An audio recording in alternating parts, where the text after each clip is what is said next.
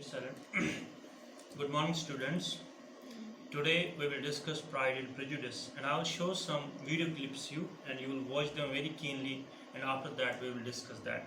You know that Pride and Prejudice is a romantic novel, which is written by Jane Austen. Very good. So this is actually the novel about English gentility of Georgian era. Mr. Bennet, an English gentleman, was living in Hertfordshire, along with his wife, Mrs. Bennet, and five daughters. Now you will see this clip, and you will find these daughters. They are discussing something, and after that, I will ask you what they are discussing. Now look at this video clip.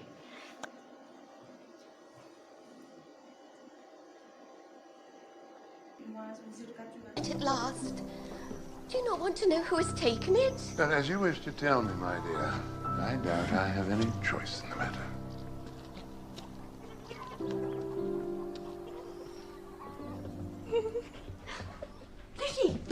Lady, what have I told you about listening at the door? Never mind that. There's a Mr. Bingley arrived from the north. 5,000 a year. Really? He's single. Who's single? Mr. Bingley, apparently.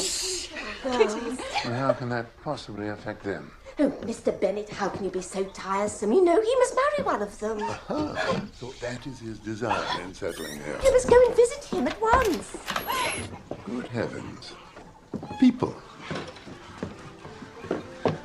For we may not visit if you do not, as you well know, Mr. Bennet. Listening, you never listen. You must, Papa. At once. There's no need. I already have. Have? Oh, Mr. Bennet, how can you tease me so? Have you no compassion for my poor nerves? Oh, you mistake me, my dear. I have the highest respect for them. They've been my constant companions these 20 years. Papa! Is he amiable? Who? Is he handsome? Who? He's sure to be handsome. With 5,000 a year, it would not matter if he had warts and a leer. Who's got warts? I will give my hearty consent to his marrying whichever of the girls he chooses. So will he come to the ball tomorrow, Papa? I believe so. Please, I need you to make Mrs. Houston, I lent you my green slippers. They were mine. Oh, were they? Well, then I'll do your mending for a week. Oh, return me a new bonnet. 2 weeks. And I'll pay 2 weeks, I'll do it. So you take it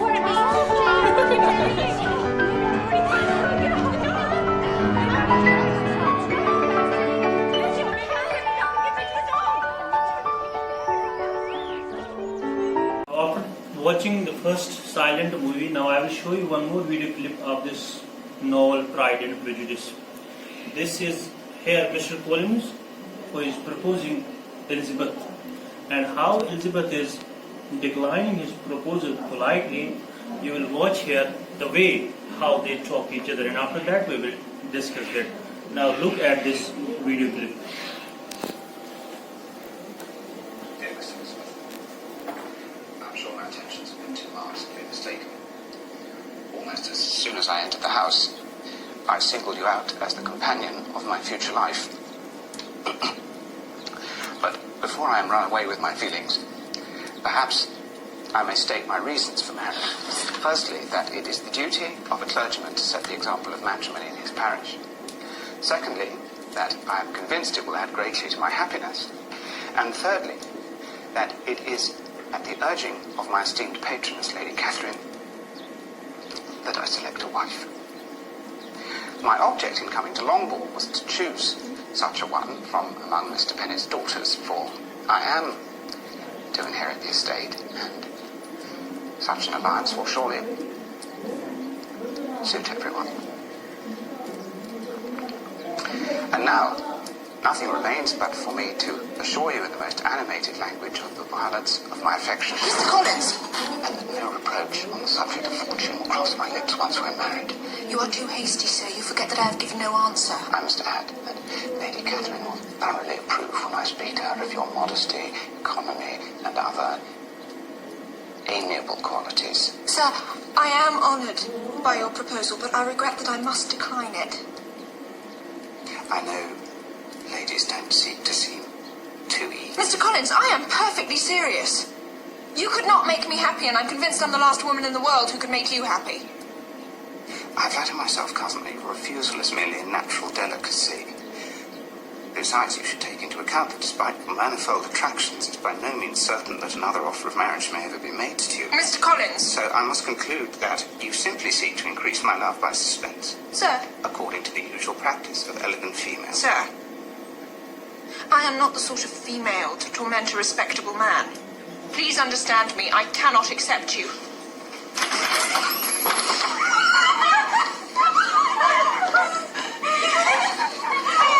Strong, foolish child. Do you understand this language? Okay, now Shapak Hilal, get up and just give us the interpretation of this dialogue. Shapak Hilal. This script is about Mr. Collins proposing to Miss Elizabeth for marriage, and he gives her some reasons for why he should get married. He says, in his words, he says that firstly, it's a duty of a clergyman to set an example of matrimony to his parish, and secondly, he's convinced that it will add greatly to his happiness, and thirdly, he says he's advised and recommended by a noble lady, namely Lady Catherine de Bourgh, to select a wife. And then he tells her that he gives a reason that why he came to Longbourn to choose a wife among Spanish sisters and didn't got married in his own neighborhood.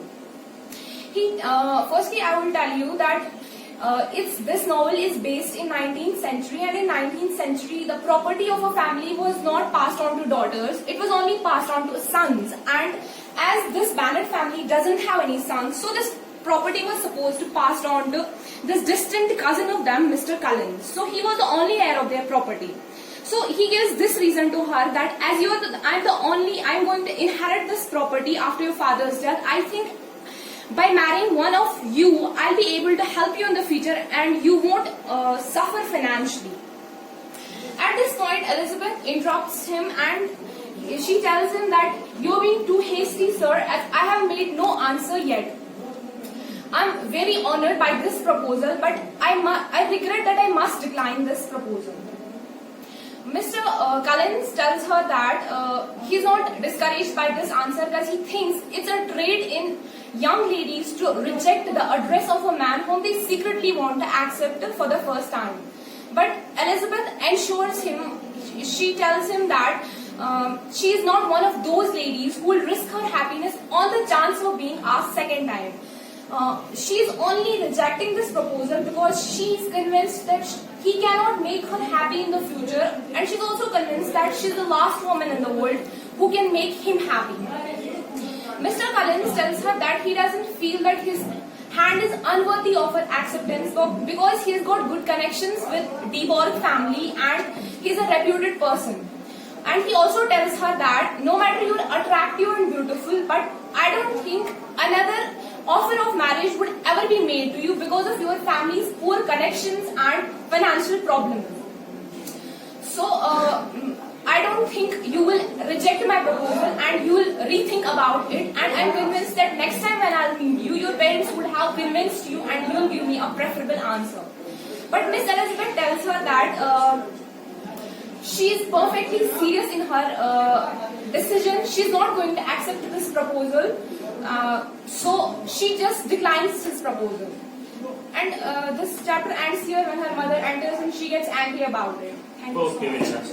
I hope you have enjoyed this video clip, and also this was a good interpretation by Shapak Hilal. Okay, thank you.